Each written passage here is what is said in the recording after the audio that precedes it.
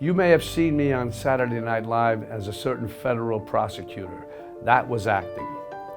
But now we're going to hear from some real federal prosecutors.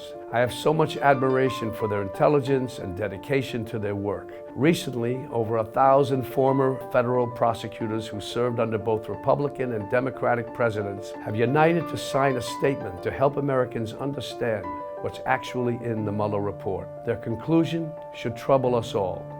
Listen to them in their own words.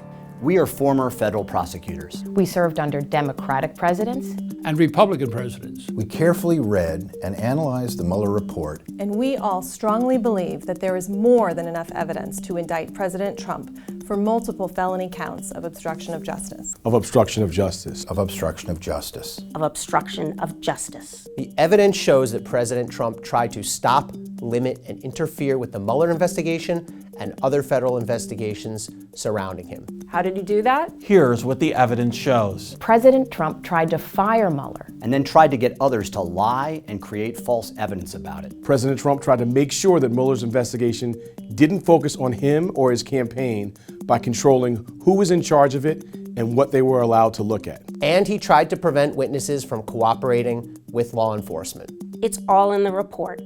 You should read it for yourself. There's more than enough evidence to convince the jury beyond a reasonable doubt that President Trump committed the crime of obstruction of justice several times. But the Department of Justice has a long-standing policy that prevents a sitting president from being charged with a crime. That's why Mueller didn't say whether he thought President Trump obstructed justice. But if he weren't in the White House, President Trump would be charged with serious crimes. This isn't even a close case. If you or I did what President Trump did, we'd be facing prison. And no one, not even the president, should be above the law. In the words of the Mueller Report, no person is above the law.